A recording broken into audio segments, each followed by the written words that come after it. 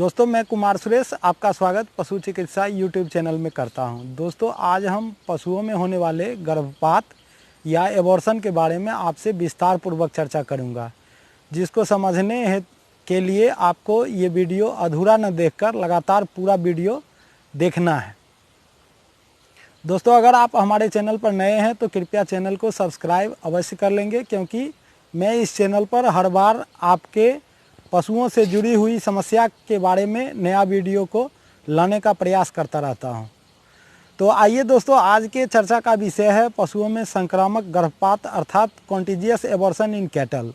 दोस्तों संक्रामक एबॉर्शन सुनने पर तत्काल हम सभी ये समझ बैठते हैं कि मादा पशु के गर्भाशय से मृत बच्चे का असमय बाहर आना ही शायद गर्भपात कहलाता है, परंतु वास्तव में गर्भपात में जिंदा या मरा हुआ दोनों प्रकार का भ्रूण जो गर्भाशय से बाहर आता है उसे हम एबॉर्शन कहते हैं। क्योंकि हमें सामान्य रूप से यह समझना चाहिए कि गर्भकाल पूरा किए बिना जन्मे हुए बच्चे गर्भपात के लक्षण होते हैं। अब ऐसा जो है वो 1 से 3% गायों में ही यह बीमारी होती है। ऐसा होने पर पशुपालक बंधुओं को काफ़ी आर्थिक क्षति होती है तथा पशुओं को कष्ट अलग से ही होता है। इस रोग के होने के विभिन्न कारण होते हैं, जिसमें मादा पशु को एबॉर्शन हो जाता है। उनमें महत्वपूर्ण कारण हैं वायरल, बैक्टीरियल, प्रोटोजोअल तथा फंगल। अब हम बारी बारी से इन चारों के अलावा भी हम इसके कारण की चर्चा करेंगे। दोस्तों अब हम गर्भपात को 2 भागों में वर्गीकृत करते हैं।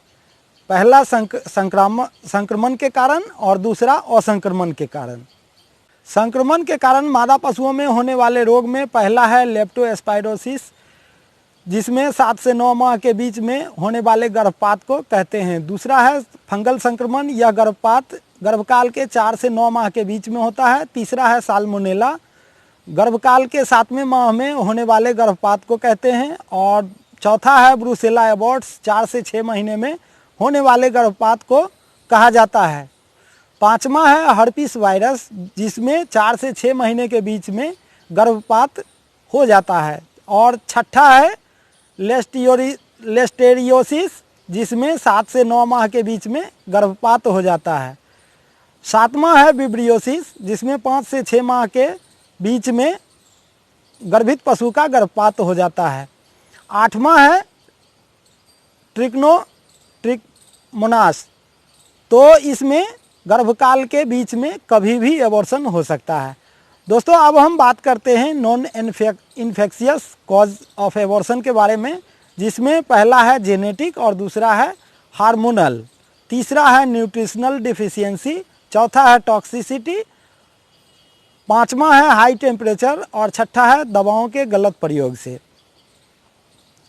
तो तीसरे कारण के रूप में एबॉर्शन का कारण पशु का जैसे दुर्घटना हो जाना, जैसे चोट लग जाना, गिरने के कारण, लड़ने के कारण, कुत्ते या जंगली जानवर का गर्भित पशु पर आक्रमण कर देना, दूसरे जानवर से लड़ जाना या दूसरे जानवर द्वारा आक्रमण कर देना, मौसम के कारण जैसे हाई टेम्परेचर, अत्यधिक गर्मी या अत्यधिक ठंड लग जाना पशुओं को, पशु का लंबी ढुलाई, पशुओं में टीकाकरण जैसे एफएमडी वगैरह का, एडवांस प्रेगनेंसी में टीकाकरण कर देना, कमज़ोर पोषण आहार, पशु का गड्ढे वगैरह में गिर जाना, गर्भ परीक्षण अर्थात प्रेगनेंसी डायग्नोसिस गलत तरीके से करवाना या हो जाना, गर्भावस्था के दौरान एस्ट्रोजन या का इंजेक्शन लगा देना, अंडी का तेल पिला देना या अरंड का तेल पिला देना, कपास के बीज के खल का उपयोग करना,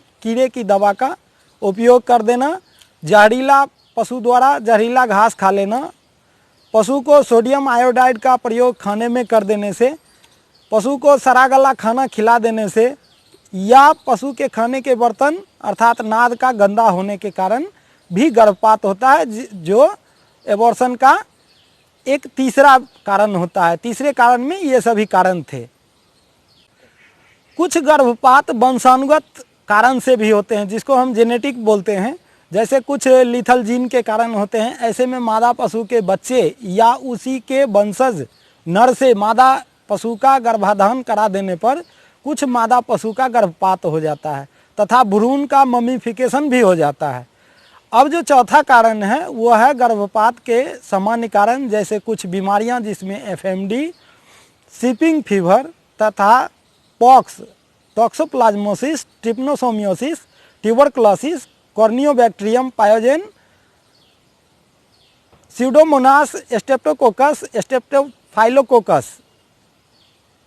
दोस्तों, तो अब तक आपने रोग परिचय को जाना, अब हम आपको इसके लक्षण के बारे में बताते हैं। दोस्तों, कभी कभी मादा पशु के गर्भकाल के शुरू में गर्भपात होने पर पशुपालक बंधु इसे समझ ही नहीं पाते। इसकी समझ सिर्फ जेर का कुछ भाग जो बाहर लटका हुआ रहता है या योनि के आसपास जो थोड़ा बहुत गंदा लगा होता है उसे देखकर ही समझ में आती है कि मादा पशु का एबॉर्शन हो गया है। कभी कभी मिड जेस्टेशन पीरियड अर्थात गर्भकाल के मध्य में भी जो एबॉर्शन होता है उसका भी कोई लक्षण नहीं दिखता है और एबॉर्शन हो जाता है। सिर्फ पशु लक्षण के रूप में स्लाइट एलिवेटेड टेल बेस अर्थात पूंछ आधार थोड़ा ऊपर करके रखता है और क्रैम्प करता है, यानी उसे बैक प्रेशर देते रहता है।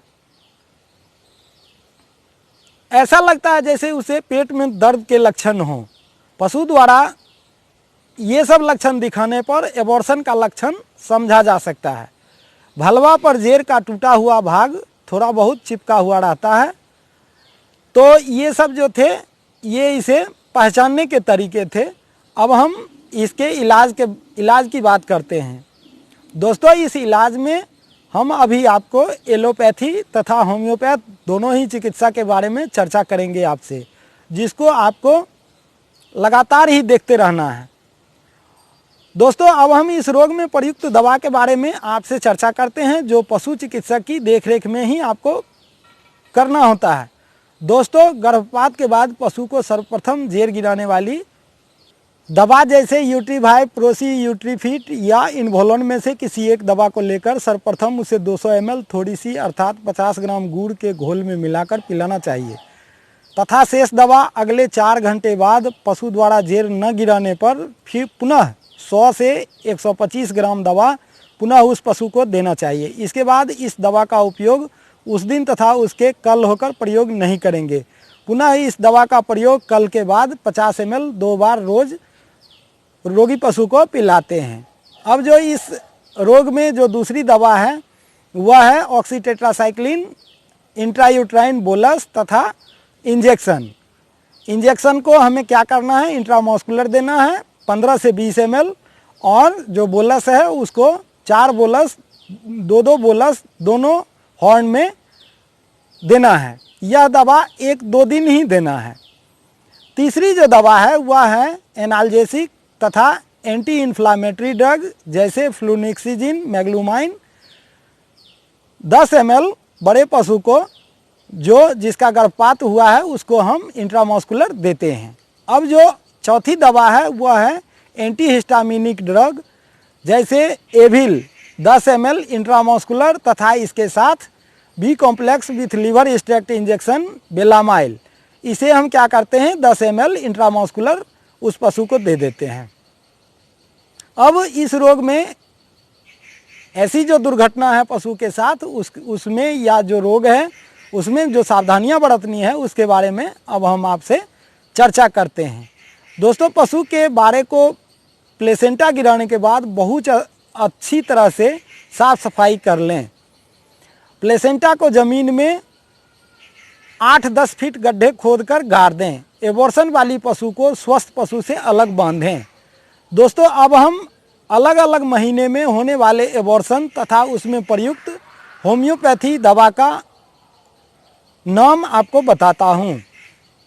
प्रथम माह में एपिस 200 बाइवर्नम प्रूनस 30 15 बूंद 2 बार रोगी पशु को देना है और 10 से 12 रोज तक दे देना है। दूसरे माह के गर्भपात में काली कार्ब 200 सिमिसिफ्यूगा 30 15 बूंद 2 बार 10 से 12 दिन देना है।